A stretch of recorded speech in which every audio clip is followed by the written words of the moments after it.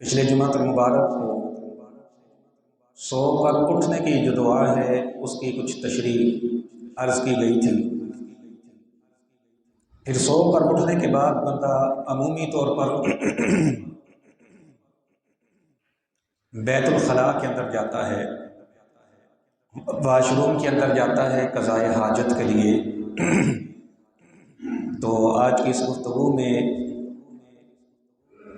بیت الخلاء میں جانے اور آنے کی جو دعائیں حضور نبی کریم صلی اللہ علیہ وسلم نے ہمیں سکھائی ہیں، وہ دعائیں اور ان کی کچھ تشریح پیش کی جائے گی۔ اللہ رب العزت ہم سب کو حضور نبی کریم صلی اللہ علیہ وسلم کی ان سکھائی ہوئی دعاؤں کو یاد کرنے اور ہر موقع کے لحاظ سے پڑھنے کی توفیق عطا فرمائے۔ نبی کریم صلی اللہ علیہ وسلم آپ نے اپنی امت کو بیت الخلاء میں جانے کی جو دعا سکھائی، وہ دعا یہ ہے: اللہم انی اعوذ بک من الخبث والخبائث، کہ اللہ میں تیری پناہ میں آتا ہوں، میں تیری پناہ پکڑتا ہوں خبیث جنوں اور جننیوں سے، یا جو خبیث مذکر مخلوقات ہیں اور خبیث مؤنث مخلوقات ہیں، میں ان سے تیری پناہ کے اندر آتا ہوں۔ یہ دعا حضور نبی کریم صلی اللہ علیہ وسلم نے اپنی امت کو سکھائی، اور اس لیے سکھائی کہ ایک دوسری روایت کے اندر آتا ہے کہ جو گندی جگہ ہوتی ہیں، بالخصوص جہاں پر انسان قضاء حاجت کرتا ہے، یہ جگہیں شیاطین کی اماجگاہ ہوتی ہیں، ان کی رہائش گاہ ہوتی ہے۔ شیاطین ایسی گندی جگہوں کے اوپر بسیرا کرتے ہیں، تو اس لیے اگر تم بیت الخلاء میں جانے سے قبل یہ دعا پڑھ لو گے تو تم اللہ تعالیٰ کی پناہ میں آ جاؤ گے، اس لیے کہ اگر تم اللہ کی پناہ میں نہیں آؤ گے اور ایسے ہی بیت الخلاء کے اندر چلے جاؤ گے تو چونکہ وہ شیاطین کی جگہ ہے، ہو سکتا ہے وہ تمہیں کوئی نقصان پہنچا دیں۔ تو اس لیے حضور نبی کریم صلی اللہ علیہ وسلم نے یہ دعا تعلیم فرمائی، اور یہ اسلام کا امتیاز ہے کہ اسلام نے ہمیں ان جگہوں پر جانے کے بھی آداب بتائے ہیں کہ جن کا ذکر کرنے سے عمومی طور پر انسان شرماتا ہے، لیکن اسلام نے ہمیں ایسی جگہوں پر جانے کا بھی طریقہ بتایا، اور ساتھ میں یہ بھی بتایا کہ جب تم نے جانا ہے تو تم نے پھر اللہ تبارک و تعالیٰ کی پناہ لے کر پھر بیت الخلاء کے اندر جانا ہے۔ اب یہاں پر حضور نبی کریم صلی اللہ علیہ وسلم نے یہ دعا تعلیم فرما دی، اور یہ بھی بتا دیا کہ یہ شیطان کی جگہ ہیں، شیاطین یہاں پر ہوتے ہیں، تو ہو سکتا ہے وہ تمہیں نقصان پہنچا دیں۔ اب وہ نقصان کس طرح کا پہنچاتے ہیں، اس کی تفصیلات تو احادیث کے اندر موجود نہیں ہیں، البتہ بعض روایات سے یہ پتہ چلتا ہے کہ شیاطین ان جگہوں کے اوپر انسان کو دو طرح کا نقصان پہنچا سکتے ہیں۔ پہلا نقصان تو جسمانی لحاظ سے ہے، یہ ایسی جگہوں کے اوپر بیٹھ کر انسان کی صحت پر حملہ آور ہوتے ہیں۔ اس لیے علماء نے یہ کہا کہ بیماری کے جو جراثیم ہوتے ہیں یہ بھی در حقیقت شیاطین کا ہی حصہ ہوتے ہیں، وہ جراثیم جو انسان کو بیماریاں لگاتے ہیں یہ بھی شیاطین کا حصہ ہوتے ہیں۔ تو ہو سکتا ہے کہ تم بیت الخلاء میں اللہ کی پناہ کے بغیر چلے جاؤ، وہاں پر تمہارے اوپر ایسے جراثیم حملہ کرتے ہیں جو تمہاری صحت کے لیے، تمہارے جسم کے لیے نقصان دہ ہوں۔ اور دوسرا، یہ انسان کو روحانی طور پر بھی بیت الخلاء میں نقصان پہنچا سکتے ہیں، اس لیے کہ بیت الخلاء میں انسان کا سطر کھلا ہوا ہوتا ہے، اور سطر کھلا ہونے کی صورت میں انسان کے جو سفلی جذبات ہیں، جو جنسی خواہشات ہیں، ان کے اندر شدید تناؤ ہوتا ہے، اور ہو سکتا ہے ایسے موقع کے اوپر شیاطین تمہارے خیالات میں، تمہارے ذہن میں وسوسے ڈالے اور تمہیں کسی گناہ کے اندر مبتلا کر دیں۔ تو اس لیے فرمایا کہ جب ایسی جگہوں پر جاؤ تو جانے سے پہلے اللہ تبارک و تعالیٰ کی پناہ حاصل کر لو، اس لیے کہ وہاں پر شیاطین جو ہیں وہ بسیرا کیے ہوئے ہیں، وہ شیاطین کا اڈا ہے، اور یہی وجہ ہے کہ جو عامی لوگ ہوتے ہیں، کالے علم کے ماہر، کالا علم کرنے والے، سیکھنے والے، وہ انہی گندی جگہوں پر بیٹھ کر عمل کرتے ہیں۔ اس کی وجہ یہ ہے کہ انہوں نے شیاطین سے مدد لینی ہوتی ہے، چونکہ یہ جگہ شیاطین کا بسیرا یہاں پر ہوتا ہے، اس لیے حضور نبی کریم صلی اللہ علیہ وسلم نے اپنی امت کو یہ تعلیم ارشاد فرمائی، جب تم بیت الخلاء میں جانے لگو تو یہ دعا پڑھ لو، اللہم انی اعوذ بک من الخبث والخبائث، اے اللہ میں تیری پناہ میں آتا ہوں خبیث جنوں اور جنیوں سے، یعنی جتنے بھی خبیث مذکر مخلوقات ہیں شیاطین کے اندر، یا مؤنث مخلوقات ہیں شیاطین کے اندر، جنات کے اندر، میں ان تمام سے تیری پناہ کے اندر آتا ہوں۔ تو اس کا ایک فائدہ یہ ہوا کہ انسان اس جگہ کے اوپر جا کر اللہ تعالیٰ کی حفاظت کے اندر آ گیا، اب اس کے اوپر شیاطین حملہ نہیں کر سکتے، وہ جسمانی لحاظ سے بھی شیاطین کے حملے سے بچ گیا، روحانی لحاظ سے بھی شیاطین کے حملے سے بچ گیا۔ اور دوسرا فائدہ یہ ہوا کہ ایسی جگہ پر بیٹھ کر بھی اس کا تعلق اپنے رب سے ٹوٹا نہیں۔ دیکھیے کہ اسلام کیسا کامل دین ہے، ایسی جگہ پر بیٹھ کر بھی بندے کا تعلق اللہ سے ٹوٹا نہیں، کیونکہ وہ دعا مانگ کر گیا ہے کہ اللہ میں تیری پناہ کے اندر آتا ہوں، اور وہ وہاں پر اگرچہ قضائے حاجت کے لیے بیٹھا ہوا ہے، اس کے باوجود وہ اللہ تبارک و تعالیٰ کی پناہ کے اندر ہے، اور ایسی جگہ پر بیٹھ کر بھی اس بندے کا تعلق اپنے رب کے ساتھ جڑا ہوا ہے۔ اس کے بعد حضور نبی کریم صلی اللہ علیہ وسلم نے یہ تعلیم ارشاد فرمائی کہ جب یہ دعا پڑھ لو، یہ دعا بیت الخلاء سے باہر پڑھو، اور جب بیت الخلاء میں جانے لگو تو بایاں پاؤں اندر داخل کرو، کیونکہ یہ گندی جگہیں ہیں، تو جب گندی جگہوں پر جاؤ تو پھر بایاں پاؤں آگے کرو۔ اب ہمارے لوگ ان چیزوں کا خیال نہیں کرتے، یہ تو چھوٹی چھوٹی چیزیں ہیں، ان کی طرف توجہ کرنے کی ضرورت کیا ہے؟ اگر آپ دایاں پاؤں اندر لے جائیں گے تو پھر بھی آپ قضائے حاجت کریں گے، اگر نبی کریم صلی اللہ علیہ وسلم کے بتائے ہوئے طریقے کے مطابق کریں گے، بایاں پاؤں لے کے جائیں گے، اب بھی جانا تو اپنے قضائے حاجت کے لیے ہے، لیکن جانے کے اندر فرق ہو جائے گا۔ اگر آپ خلاف سنت جائیں گے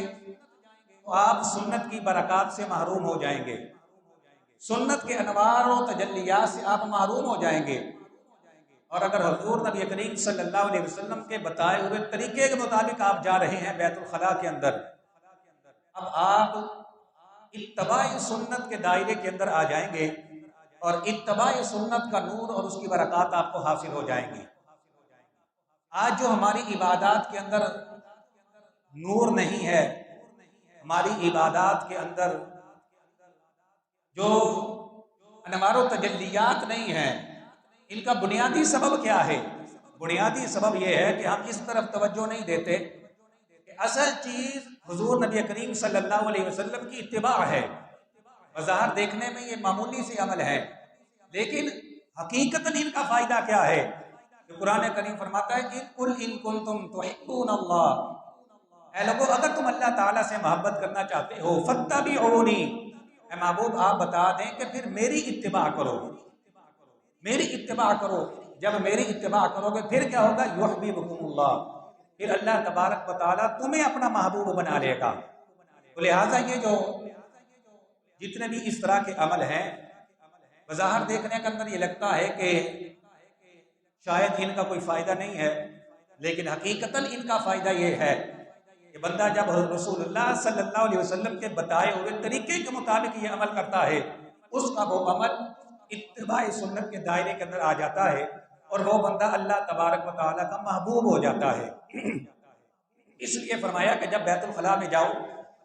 بایاں پاؤں اندر داخل کرو، اور پھر اسلام نے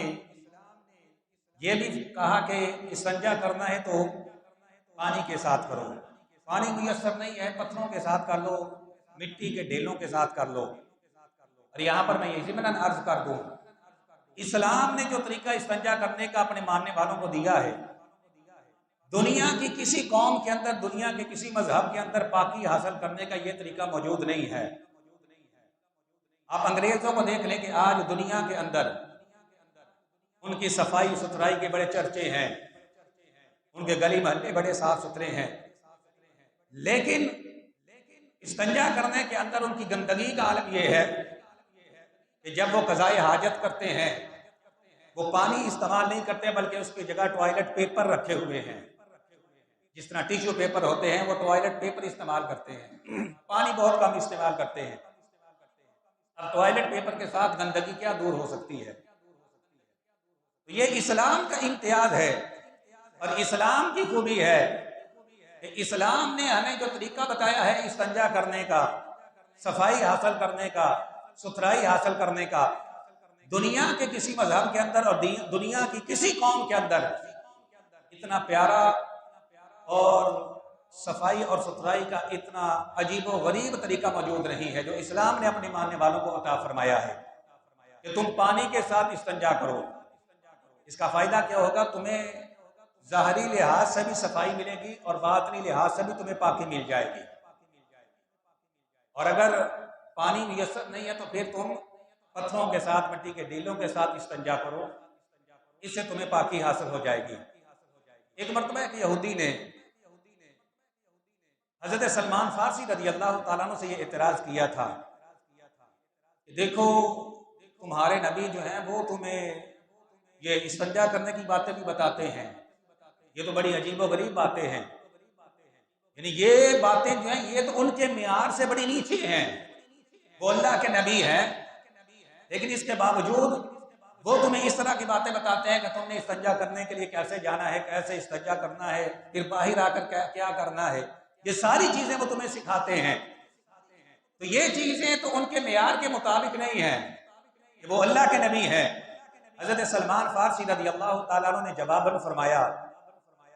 جس بات کو تم بطور اعتراض پیش کر رہے ہو یہی بات ہمارے لیے باعث فخر ہے، اس لیے کہ ہمارے محبوب صلی اللہ علیہ وسلم وہ ہمارے اوپر ہمارے ماں باپ سے زیادہ شفیق ہیں، اور جو ماں باپ ہوتے ہیں وہ اولاد کو ہر چیز سکھاتے ہیں، وہ صفائی اور ستھرائی کا طریقہ بھی بتاتے ہیں۔ لہٰذا تم بطور اعتراض اس چیز کو پیش کر رہے ہو کہ تمہارے نبی تمہیں استنجا خانے میں جانے کا طریقہ بتاتے ہیں، استنجا کرنے کا طریقہ بتاتے ہیں، لیکن ہمارے لیے بات قابل فخر ہے کہ ہمارے محبوب صلی اللہ علیہ وسلم نے ہمیں بیت الخلاء میں جانے کا طریقہ بھی سکھایا کہ جب جانے لگو تو یہ دعا پڑھ کے جاؤ، اللہم انی اعوذ بک من الخبث والخبائث، پھر بایاں پاؤں اندر داخل کرو، اور جب تم استنجا کرنے کے لیے بیٹھو نہ قبلہ کی طرف اپنا منہ کرو نہ اپنی پشت کرو، قبلہ شریف کی طرف نہ اپنا منہ کرو نہ اپنی پشت کرو، اور جب استنجا کرو پانی کے ساتھ کرو، پانی میسر نہیں ہے تو پھر پتھروں کے ساتھ کر لو یا مٹی کے ڈھیلوں کے ساتھ کر لو۔ لہٰذا تم اس چیز پر اعتراض کر رہے ہو کہ یہ چیز ان کے معیار کے مطابق نہیں ہے، جس چیز کو تم قابل اعتراض سمجھتے ہو، ہمارے نزدیک وہی چیز باعث فخر ہے کہ ہمارے محبوب صلی اللہ علیہ وسلم نے یہ چھوٹی چھوٹی باتیں بھی ہمیں سکھائی ہیں، اور ہمیں صفائی اور ستھرائی اور پاکی کے سارے طریقے حضور نبی کریم صلی اللہ علیہ وسلم نے ہمیں سکھا دیے ہیں۔ لہٰذا یہ جو مسلمانوں کا طریقہ ہے پاکی حاصل کرنے کا، صفائی حاصل کرنے کا، ستھرائی حاصل کرنے کا، یقیناً یہ ایسا عجیب طریقہ ہے اور ایسا پیارا طریقہ ہے کہ اس طرح کا طریقہ کسی قوم کے پاس، کسی مذہب کے پاس موجود نہیں ہے۔ دنیا کے کسی خطے کے اندر آپ چلے جائیں، اس طرح لوگ قضاء حاجت کے بعد صفائی اور پاکی کا اہتمام نہیں کرتے جس طرح کا صفائی اور پاکی کا اہتمام اسلام نے اپنے کرنے والوں کو عطا فرمایا ہے۔ پھر جب انسان قضاء حاجت سے فارغ ہو جائے، اب حضور نبی کریم صلی اللہ علیہ وسلم کی تعلیم یہ ہے کہ جب بیت الخلاء سے نکلتے ہوئے دایاں پاؤں باہر نکالے، جاتے ہوئے بایاں پاؤں اندر داخل کرے، اور جب باہر آئے تو دایاں پاؤں باہر نکالے، کیونکہ اب وہ گندی جگہ سے باہر آ رہا ہے، پاک جگہ کی طرف آ رہا ہے، اب اسے چاہیے کہ دایاں پاؤں باہر نکالے، اور جب باہر آ جائے تو باہر آ کر یہ دعا پڑھے، غفرانک الحمدللہ الذی اذھب عنی الاذی وعافانی۔ غفرانہ کا مطلب یہ ہے کہ اللہ مجھے بخش دے، مجھے معاف کر دے۔ اب کر کے تو وہ قضاء حاجت آیا ہے، معافی کس چیز پر مانگ رہا ہے؟ پہلے نمبر پر تو اس چیز سے معافی مانگ رہا ہے کہ ہو سکتا ہے بیت الخلاء میں استنجا کرتے ہوئے مجھ سے کوئی ایسی غلطی سرزد ہو گئی ہو کہ میری صفائی ستھرائی کامل نہ ہو، تو ایک تو میں اس سے اے اللہ تجھ سے معافی طلب کرتا ہوں، اور دوسرا اس بات سے معافی طلب کرتا ہوں اے اللہ تو نے جو مجھے نعمتیں عطا فرمائی ہوئی ہیں میں تو ان کا شکر ادا نہیں کر سکتا، اب مزید تو نے مجھے ایک اور نعمت عطا فرما دی ہے، اور وہ نعمت کون سی ہے کہ انسان کے جسم سے غلاظت کا نکل جانا، انسان کے وجود سے گندگی کا نکل جانا، یہ بھی اللہ تبارک و تعالیٰ کی نعمتوں سے ایک بہت بڑی نعمت ہے۔ اس لیے یہ دعا سکھائی گئی کہ جب تم باہر آؤ تو یہ کہو غفرانک، اے اللہ میں تجھ سے معافی مانگتا ہوں، الحمدللہ الذی اذھب عنی الاذی، تمام تعریفیں اللہ تبارک و تعالیٰ کے لیے ہیں جس نے مجھے اس گندگی سے نجات عطا کی، وعافانی، اور مجھے عافیت عطا کی۔ اب آپ ان الفاظ کے اوپر غور کریں تو معنی کہ پوری کائنات جو ہے ان الفاظ کے اندر بند ہے، یعنی کوزے کے اندر حضور نبی کریم صلی اللہ علیہ وسلم نے دریا کو بند کر دیا ہے، اور ایک اور دعا ہے جو حضور نبی کریم صلی اللہ علیہ وسلم بیت الخلاء سے باہر آنے کے بعد مانگا کرتے تھے، الحمدللہ الذی اذاقنی لذتہ وابقی فی قوتہ واذھب عنی اذاہ۔ اے اللہ تیرا شکر ہے، تمام تعریفیں تیری ذات کے لیے ہیں کہ میرا جو کھانا تھا جو میں نے کھایا لذت کے لیے، اس کے جو اجزاء میرے جسم کے لیے فائدے مند تھے ان کو تو نے میرے جسم کے اندر باقی رکھا، اور جو اجزاء میرے جسم کے لیے مضر تھے، نقصان دہ تھے، ان سے تو نے مجھے نجات عطا فرمائی، وَأَذْهَبَ عَنِّي عَذَابِ، اور مجھے اس غلاظت سے، اس گندگی سے نجات عطا فرمائی۔ اب ان الفاظ کے اندر بھی غور کیجئے کہ ایک پیغمبر کے سوا یہ دعا کوئی نہیں مانگ سکتا۔ انسان جب کھانا کھاتا ہے، انسان تو کھاتا ہے اپنے چسکے کے لیے، اور کھاتے ہوئے وہ یہ نہیں دیکھتا کہ میں کیا کیا کھا رہا ہوں، روٹی بھی کھا لی، گوشت بھی کھا لیا، چاول پڑے ہیں وہ بھی کھا لیا، کسٹرڈ پڑا ہے وہ بھی کھا لیا، اوپر سے چائے بھی پی لی، اگر کولڈ ڈرنک میسر آئی وہ بھی پی لی، جو جو ہاتھ آیا کھا گیا۔ کھاتے ہوئے انسان اس بات کے اوپر غور نہیں کرتا کہ جو کچھ وہ کھا رہا ہے ان میں سے ہر چیز کا اثر الگ الگ ہے۔ روٹی کا اپنا ایک اثر ہے، گوشت اپنی تاثیر رکھتا ہے، چاولوں کی اپنی تاثیر ہے، وہ بوتل پیتا ہے اس کی اپنی ایک تاثیر ہے، چائے پیتا ہے اس کی اپنی تاثیر ہے، میٹھا بھی کھا رہا ہے، نمکین بھی کھا رہا ہے، نمکین کی الگ تاثیر ہے، میٹھے کی الگ تاثیر ہے۔ اب جب انسان یہ کھا لیتا ہے، اب دیکھیے کہ اللہ تبارک و تعالیٰ نے انسان کے جسم کے اندر ایسا کارخانہ لگایا ہوا ہے کہ رب ذوالجلال نے انسان کے جسم کے اندر خودکار مشینیں لگائی ہوئی ہیں. جب وہ کھانا انسان کے جسم کے اندر جاتا ہے اب وہ مشینیں تجزیہ کرتی ہیں کہ جو کچھ اس بے وقوف انسان نے کھایا ہے اس نے تو زبان کے چٹخارے کے لیے کھا لیا، کھاتے ہوئے نہیں دیکھا کہ بعض چیزیں ایسی ہوتی ہیں کہ ان کی تاثیر کے اندر تصادم ہوتا ہے. اگر انسان کو خود اختیار دیا جاتا کہ کھانا کھاؤ اور پھر خود سے اس بات کا تجزیہ کرو کہ کون سی چیز تمہارے لیے فائدہ مند ہے، کون سی چیز نقصان دہ ہے، تو انسان ہزاروں روپے کے ٹیسٹ کروا کے بھی اس بات کا تجزیہ نہیں کر سکتا تھا کہ جو کچھ میں نے کھایا ہے اس میں سے میرے لیے فائدہ مند کیا ہے اور نقصان دہ کیا ہے. تو یہ اللہ تبارک و تعالیٰ کا نظام ہے کہ خالق کائنات جل مجدہ نے انسان کے اندر ایسی خودکار مشینیں لگا دی ہیں، ایسا خودکار نظام بنا دیا ہے. انسان جو کھاتا ہے اب وہ آلات جو اندر لگے ہوئے ہیں وہ تجزیہ کرتے ہیں جو کچھ اس نے کھایا ہے اس میں سے اس کے لیے فائدہ مند کیا کیا ہے، اس میں اس کے لیے فائدہ مند کیا کیا چیزیں ہیں. چنانچہ وہ خودکار آلات جو اللہ نے انسان کے اندر لگائے وہ ان فائدہ مند چیزوں کو الگ کرتے ہیں. جو بھی خوراک انسان کھاتا ہے وہ ان سود مند چیزوں کو الگ کرتے ہیں. پھر وہ اس بات کا فیصلہ کرتے ہیں ان میں سے کس چیز کے ساتھ انسان کا خون پیدا کرنا ہے، اس چیز کے ساتھ انسان کا گوشت بنانا ہے، اس چیز کے ساتھ انسان کی ہڈیوں کو مضبوط کرنا ہے، اس چیز کے ساتھ انسان کی بینائی کو تقویت دینی ہے، اس چیز کے ساتھ اس کے بالوں کو لمبا اور سیاہ کرنا ہے. یہ سارا نظام انسان کے اندر لگا ہوا ہے اور وہی نظام یہ فیصلہ کرتا ہے کہ کون سی چیزیں جو ہیں وہ انسان کے لیے نقصان دہ اور مضر ہیں، کون سی چیزیں انسانی جسم کے لیے نقصان دہ اور مضر ہیں. وہ خودکار انسان، وہ خودکار نظام جو انسان کے اندر لگا ہوا ہے، جو آلات انسان کے اندر لگے ہوئے ہیں وہ خود سے یہ فیصلہ کرتے ہیں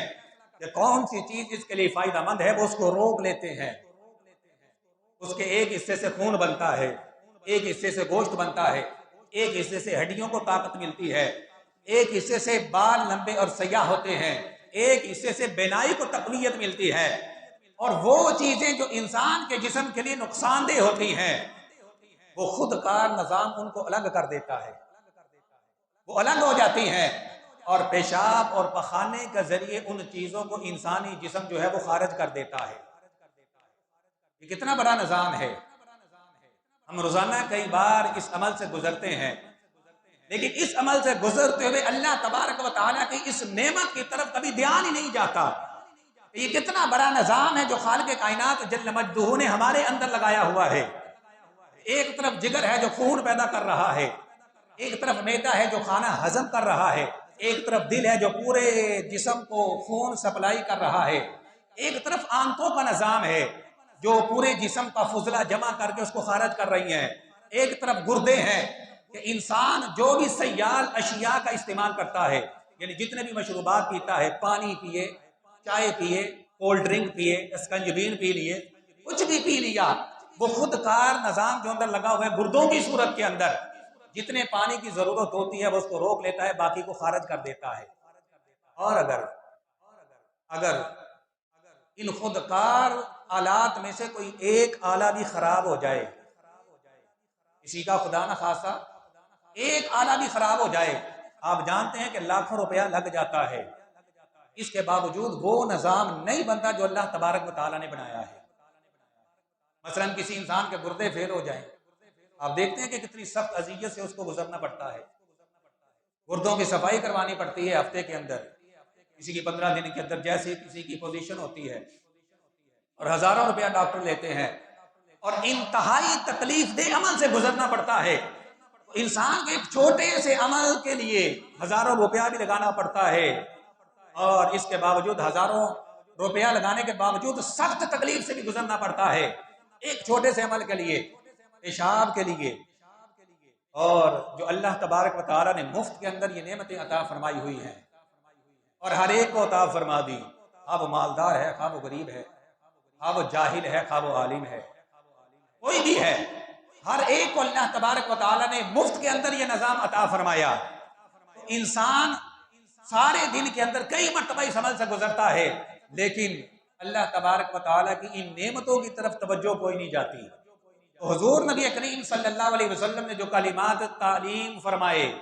ایک ایک لفظ کے اوپر قربان ہو جائیں کہ ہمارے محبوب صلی اللہ علیہ وسلم نے فرمایا جب تم بیت الخلاء سے باہر آؤ، قضائے حاجت کر کے آؤ، خواہ پیشاب کیا ہے، پخانہ کیا ہے، جب بیت الخلاء سے فارغ ہو کے نکلو، یہ کام کافر بھی کرتا ہے لیکن وہ اللہ کا شکر ادا نہیں کرتا۔ مسلمان کا امتیاز یہ ہے جب وہ یہ کام کر کے فارغ ہوتا ہے، اگرچہ بڑا دیکھا جائے تو گندگی والا کام ہے، لیکن جب وہ اس کام سے فارغ ہو کے نکلا تو اللہ تعالیٰ کی نعمت کی طرف دھیان کرے کہ اللہ پہلے تو نے مجھے بڑی نعمت عطا فرمائی ہے، یہ ایک نعمت اور عطا فرما دی ہے کہ اگر یہ فضلہ، یہ پیشاب، یہ پخانہ میرے جسم کے اندر رک جاتا، مجھے کتنی تکلیف سے گزرنا پڑتا، کتنی اذیت اٹھانی پڑتی، میرا جسم طرح طرح کی بیماریوں کی آماجگاہ بن جاتا۔ اے اللہ تیرا شکر ہے، الحمدللہ الذی اذھب عنی الاذی، اے اللہ تیرا شکر ہے، ساری تعریفیں تیرے لیے ہیں کہ تو نے مجھے اس گندگی سے، اس غلاظت سے نجات عطا فرمائی، وعافانی، اور مجھے عافیت عطا فرمائی، اور اے اللہ تیرا شکر ہے کہ میں نے جو کھانا کھایا تھا اس میں سے جو قوت والے اجزاء تھے ان اجزاء کو تو نے باقی رکھا، اور جو چیزیں میں نے کھائیں ان میں سے جو مضر چیزیں تھیں، میرے جسم کے لیے نقصان دہ چیزیں تھیں، پیشاب پخانے کے ذریعے میرے جسم نے ان کو خارج کر دیا۔ اے اللہ میں اس نعمت پر تیرا شکر ادا کرتا ہوں۔ اور یاد رکھیے جو بندہ اللہ تبارک و تعالیٰ کی نعمت پر اس کا شکر ادا کرتا ہے، علماء نے فرمایا کہ نعمت کو اگر تم نے زنجیر ڈال کے رکھنی ہے، تمہیں کوئی نعمت اللہ تعالیٰ کی طرف سے حاصل ہے اور تم یہ چاہتے ہو وہ نعمت تمہیں میسر رہے، پھر اس طرح کرو کہ اس نعمت کو شکر کی زنجیریں ڈال لو۔ کیا کرو؟ اس نعمت کو شکر کی زنجیروں کے ساتھ باندھ لو، یعنی اس نعمت پر اللہ کا شکر ادا کرو۔ جس نعمت پر اللہ کا شکر ادا کرو گے وہ نعمت کبھی بھی تم سے چھینی نہیں جائے گی۔ نعمت وہ چھینی جاتی ہے جب بندہ تکبر کرتا ہے، جب بندہ نافرمانی کرتا ہے۔ تو لہٰذا جب تم اس پر اللہ کا شکر ادا کرو گے، اے اللہ میں قضائے حاجت کے لیے گیا، میرے بدن سے گندگی کا نکل جانا یہ بھی تیری بہت بڑی نعمت ہے، میں اس نعمت پر تیرا شکر ادا کرتا ہوں، تو اللہ تبارک و تعالیٰ کا فضل اور اس کی رحمت سے یقین ہے اس بندے کا نہ ساری زندگی پیٹ خراب ہوگا، نہ کبھی اس کے گردے خراب ہوں گے۔ افسوس کی بات یہ ہے کہ ہم نے ان چیزوں کو پس پشت ڈال دیا۔ آپ جناب ہم بڑے بڑے مسائل کے اوپر ڈسکس کر رہے ہوتے ہیں، آپ سوشل میڈیا کو اٹھا کر دیکھیں، ہر بندہ مناظر اسلام بنا ہوا ہے، بڑے بڑے مسائل جو ہیں ان کو ڈسکس کیا جا رہا ہے، اور یہ چھوٹی چھوٹی باتیں جو سیکھنے کی ضرورت ہے کہ جن کے سیکھنے سے حضور نبی کریم صلی اللہ علیہ وسلم کی اتباع کا نور حاصل ہوتا ہے، اور یہ چیزیں کسی مولوی مفتی نے تو ہمیں نہیں سکھائی ہیں، جناب رسول اللہ صلی اللہ علیہ وسلم نے ہمیں سکھائی ہیں، اور رسول اللہ صلی اللہ علیہ وسلم نے ہمیں وہ سکھایا ہے جو ان کے رب نے ان کو سکھایا ہے۔ تو لہٰذا یہ جو چھوٹے چھوٹے طریقے حضور نبی کریم صلی اللہ علیہ وسلم نے ہمیں زندگی گزارنے کے سکھائے، ان کے اندر بڑے انوار و برکات ہیں، بڑے انوار و برکات ہیں، بڑی اللہ تبارک و تعالیٰ کی رحمتیں ہیں۔ آج اگر ہم ان رحمتوں سے محروم ہو گئے ہیں، وجہ یہ ہے کہ ہم نے حضور نبی کریم صلی اللہ علیہ وسلم کے بتائے ہوئے ان طریقوں کو چھوڑ دیا ہے۔ تو لہٰذا دیکھیے کہ قضائے حاجت کا ایک عمل جو ہے اس کے اندر بھی اسلام نے ہمیں کتنی خوبصورت تعلیمات ارشاد فرمائی ہیں کہ جب تم بیت الخلاء میں جانے لگو تو دعا پڑھ کے جاؤ، اللہم انی اعوذ بک من الخبث والخبائث، اے اللہ میں خبیث جنوں سے، خبیث جنیوں سے تیری پناہ کے اندر آتا ہوں، کیونکہ وہ خبیث جنوں کی اور شیاطین کی جگہ ہوتی ہے